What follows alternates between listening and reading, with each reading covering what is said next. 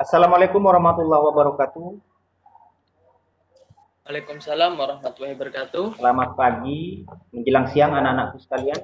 Dan yang terhormat Bapak Rifki, Bapak Aham dan Rifki selaku guru mata pelajaran BPBHP kelas 10 SMK Al-Karimiyah Sumeneb. Pada kesempatan pagi ini kita kembali bertatap muka dalam pembelajaran virtual untuk mata pelajaran produktif yaitu DPBHP. Dan saat ini langsung saya memberikan waktu kepada Bapak Rifki untuk menyampaikan materi.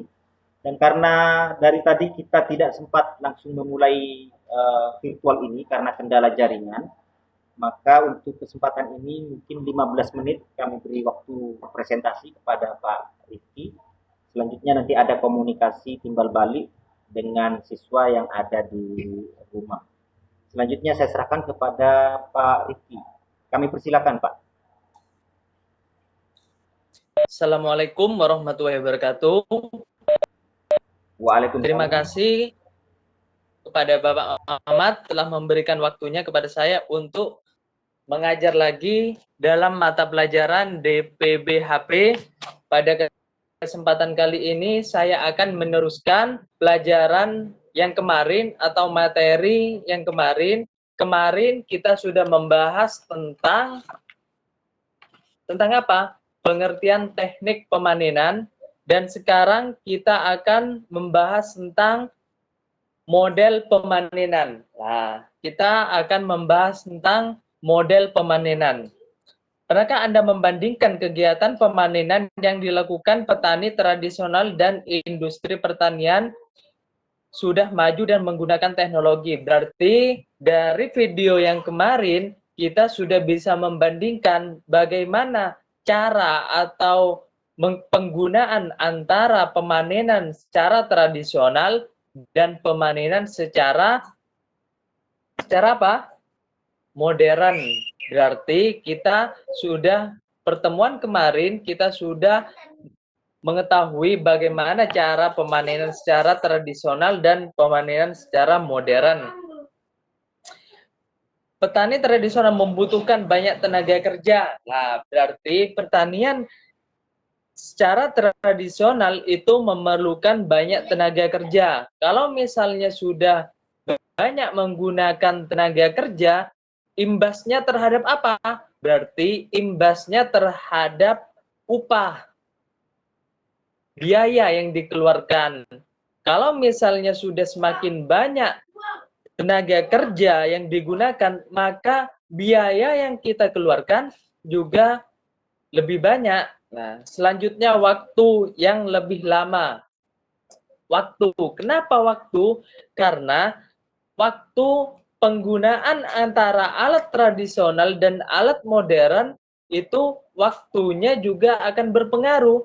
Kalau misalnya penggunaan alat secara tradisional, maka memerlukan banyak waktu dan tenaga kerja yang lebih lama. Itu kalau misalnya modern, waktunya itu lebih cepat, lebih efisien, dan kehilangan hasil yang cukup besar karena keterbatasan teknologi. Berarti kehilangan hasil yang cukup besar. Dalam setiap prosesnya pasti akan mengalami penyusutan, kehilangan. Karena apa? Karena waktu akan berpengaruh juga, Pak.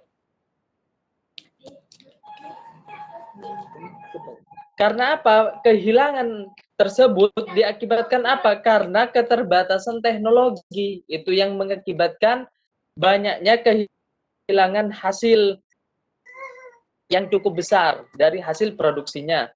Yang digunakan sementara itu, perilaku industri pertanian mutu berinvestasi lebih besar dengan penggunaan teknologi budidaya dan peralatan yang lebih efisien pada lahan yang lebih besar atau luas. Berarti dengan penggunaan lahan yang lebih luas, maka lebih efisienan menggunakan apa?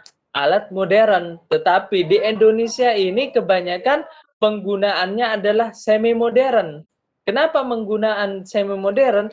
Karena di Indonesia ini lahannya itu sedikit-sedikit, ada tanjakan, ada turunan, jadinya penggunaan alat berat yang lebih besar itu juga akan berpengaruh, karena tidak langsung bisa langsung satu kali panen, karena di Indonesia ini memiliki skala yang kecil, jadinya produksinya itu hanya punyanya perorangan. Perorangan itu mungkin hanya punya 2 hektar atau setengah hektar, tetapi kalau di negara luar maka luas lahannya itu bisa 10 hektar atau berapa lebih. Nah, itu yang mengakibatkan kenapa di Indonesia untuk penggunaan skala besar atau alat yang modern itu sangat jarang digunakan di Indonesia. Tetapi alat yang digunakan di Indonesia ini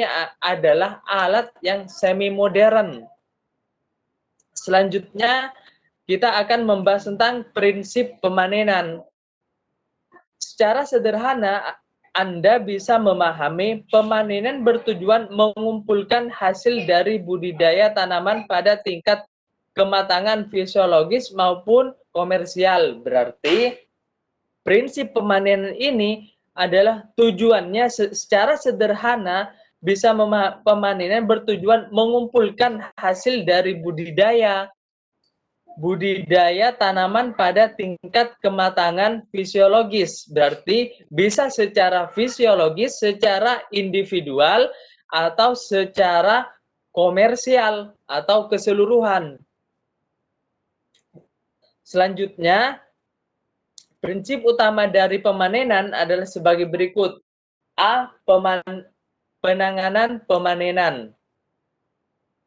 Penanganan panen yang tepat dilakukan untuk menekan kerusakan dan hilangnya hasil selama proses pemanenan. Berarti dalam A, penanganan pemanenan ini ingin menekan angka kerusakan. Ingin menekan angka kerusakan yang diakibatkan apa? Diakibatkan oleh hewan-hewan yang memakan terhadap produksi hasil yang kita mau ambil. Nah, contohnya kita ambil contoh produksi padi. Padi kalau misalnya ditunggu jaringan tanah yang masih melakukan aktivitas metabolisme seperti transpirasi dan respirasi.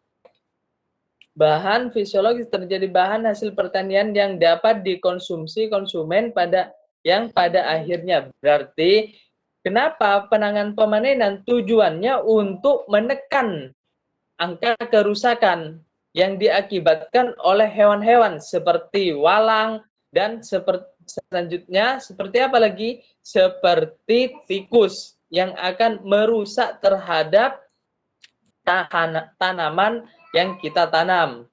Imbasnya terhadap apa? Terhadap hasil. Kalau misalnya hasil dari tanaman yang kita tanam itu sudah rusak, itu akan berakibat terhadap hasil yang kita peroleh. Selanjutnya B, panen yang dilakukan secara secepat mungkin. Panen yang dilakukan secepat mungkin bertujuan menjaga mutu bahan pangan, yaitu kenapa panen yang dilakukan secepat mungkin, karena tujuan dari pemanenan yang dilakukan secepat mungkin itu untuk menjaga mutu. Nah, kalau misalnya kita ingin mutunya baik, apa yang kita dapatkan? Maka hasilnya, keuntungannya juga akan lebih besar. Contohnya perbandingannya seperti ini. Saya memanen antara 2 sayuran. Contohnya seperti sawi. Saya memberikan contoh sawi. Sawi, saya pertama memanen itu pada sore hari, dari siang sampai sore hari. Tetapi pada satunya lagi saya memanen pada saat subuh atau siang hari, pagi hari, menjelang pagi. Maka kualitas antara sawi yang saya jual jelas akan berbeda. Lebih segaran sawi yang mana? Yang pagi hari, menjelang pagi. Kenapa? Karena itu lebih segar. Kalau misalnya lebih segar, maka apa? Berakibat terhadap apa? berakibat terhadap hasil keuntungan. Saya anggaplah jual ke pasar pada saat pagi hari. Maka konsumen akan memilih antara barang saya, antara sawi yang dipanen pada saat siang hari menjelang sore dan saat sawi yang dipanen pada menjelang pagi. Nah, maka konsumen akan lebih tertarik terhadap sawi yang saya panen pada saat menjelang pagi. Kenapa? Karena saat menjelang pagi itu sayurannya masih segar. Nah, itu masih segar. Jadi, kalau misalnya masih segar, konsumen akan lebih tertarik terhadap sawi yang saya jual. Berarti dari segi warna juga akan berpengaruh, kesegaran, kelayuan, itu yang mengakibatkan kenapa? Karena di pemanenan dilakukan secepat mungkin. Kalau misalnya tidak secepat mungkin, maka hasilnya akan jelek. Selanjutnya itu yang pertama, yang satu prinsip pemanenan. Sekarang kita akan membahas tentang faktor-faktor yang mempengaruhi pemanenan. Setiap bahan hasil pertanian memiliki sifat khas. Secara umum, kualitas, kesegaran, dan kualitas yang bisa dipertahankan agar berbanding lurus dengan nilai ekonomis. Nah, seperti tadi bahwa antara kesegaran dan kualitas itu berbanding lurus dengan nilai ekonomis. Kalau misalnya buah yang saya jual atau sayuran yang saya jual itu masih segar, maka nilai ekonomisnya juga akan semakin tinggi. Contohnya, saya mempunyai 2 buah sawi. Sawi ini saya jual dengan harga yang berbeda. Nah, harga yang berbeda karena apa? Karena kualitas antara satu dengan yang lainnya itu juga berbeda. Karena nilai ekonomis itu berbanding, karena kualitas yang dipertahankan akan berbanding lurus dengan nilai ekonomis. Kalau misalnya kualitasnya bagus, maka harganya juga akan lebih mahal ketimbang yang biasa saja. Selanjutnya, waktu pemanenan yang tepat. Kapankah waktu yang tepat untuk melakukan pemanenan? Pemanenan harus dilakukan pada waktu yang tepat sesuai dengan jenis tanaman yang ditanam. Berarti waktu pemanenan yang tepat itu sesuai dengan jenis tanaman atau sesuai dengan jenis apa yang mau kita panen. Pemanenan bertujuan dilakukan pada pagi hari dalam suasana yang cepat dan tidak terik. Hal ini dikarenakan kandungan air di pagi hari masih tinggi. Berarti kenapa kebanyakan pemanenan itu dilakukan pada pagi hari? Karena kandungan air pada tanaman itu masih tinggi. Bahan hasil panen akan mudah layu karena terjadi respirasi pada jumlah yang besar. Akan terjadi respirasi pada jumlah yang besar. Meskipun sudah dipanen, itu masih melakukan metabolisme sehingga bisa akan layu. Pada komunitas hortikultura seperti tomat, cabai, tangkainya lebih mudah lepas karena kandungan air yang optimal sehingga tidak sulit ketika dipanen. Berarti kenapa? Karena ini dalam komunitas hortikultura seperti tomat dan cabai itu tangkainya lebih cepat, lebih mudah dilepas karena kandungan air yang optimal sehingga tidak sulit ketika dipanen. Selanjutnya, faktor lingkungan selama musim tanam. Berarti yang pertama adalah waktu pemanenan, selanjutnya adalah faktor lingkungan selama musim tanam. Iklim dan musim juga memberikan pengaruh pada umur panen. Berarti musim juga akan berpengaruh, iklim. Kalau misalnya pemanenan pada saat umur anggaplah 3 bulan, itu pada saat musim-musim tertentu. Contohnya seperti padi.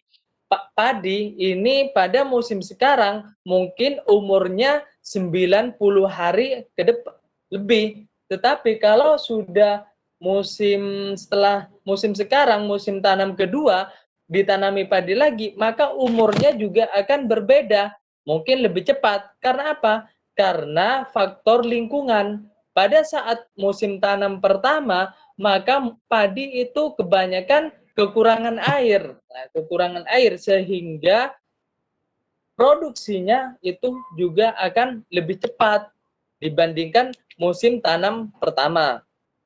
Selanjutnya pemilihan peralatan pemanenan. Pemilihan peralatan pemanenan yang tepat ini terkait dengan pertimbangan biaya panen. Nah, pertimbangan berarti harus memikirkan antara berapa biaya yang kita keluarkan dan berapa keuntungan yang kita akan dapat. Kalau misalnya biayanya waktu pemanenan itu lebih mahal ketimbang hasil yang kita dapat, maka kita harus pikirkan dulu apakah mau menggunakan pemanenan yang seperti itu atau tidak. Selanjutnya, penggunaan mesin panen bertujuan mempercepat proses pemanenan sehingga lebih efisien. Berarti penggunaan alat itu bertujuan untuk apa? Untuk mempercepat proses pemanenan sehingga lebih efisien. Selanjutnya adalah sasaran pemasaran. Selanjutnya sasaran pemasaran. Mau dibawa kemana pemasaran ini? Nah, sebelum kita memanen, kita harus melihat dulu kita sasaran mau disasar kemana? Apakah ke pasar tradisional? Apakah ke pasar modern? Nah, selanjutnya kita akan membahas tentang sasaran pemasaran. Sasaran pemasaran, contohnya saya ini jagung. Antara jagung yang masih muda yang sudah tua itu kita bisa lihat mana lebih laku di pasaran antara jagung yang sudah tua dan jagung yang masih muda atau bisa dibilang baby corn. Kenapa? Karena kalau misalnya jagung yang lebih tua itu untuk konsumsi untuk dijadikan pakan ternak. Kalau misalnya baby corn itu tujuannya untuk apa? Untuk dijadikan campuran sayur-sayuran. Nah, dikonsumsi. Berarti kita bisa mempertimbangkan sasaran pemasaran. Kalau misalnya kita ingin menjual dengan baby corn, maka itu dipanen pada saat umur berapa? Umur 30 sampai 45 HTS. Hari setelah tanam. Berarti setelah waktu kita tanam sampai 30 sampai 40 hari, maka baby corn itu sudah bisa dijual dan keuntungannya kita yang tentukan apakah mau menjual jagung yang di waktu yang tua atau baby corn atau jagung yang masih muda. Ya, mungkin itu. Mungkin ada pertanyaan dari anak-anak. Ada yang belum paham?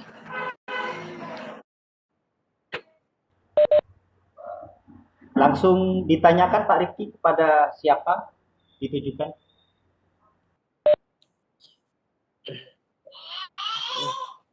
Mungkin dari Siti Qoriatul Aini ada pertanyaan? Ada yang kurang paham? Bisa ditanyakan? Yaitu terkait dengan pemanenan.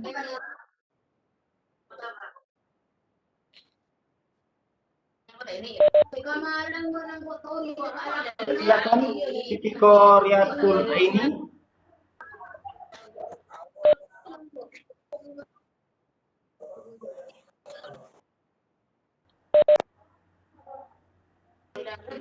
Bapak udah paham. Ya, kalau sudah paham, saya lanjut ke Siti Nur Aisyah. Gimana Siti Nur Aisyah?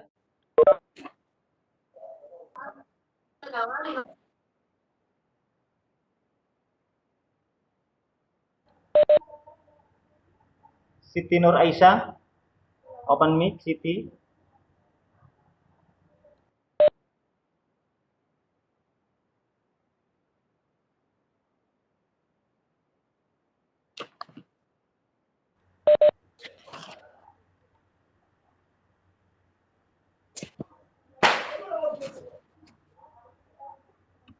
Baik Pak Rifki, karena waktu ini Ya. habis, mungkin bisa ditarik kesimpulan dari penjelasan Bapak dari awal sampai akhir.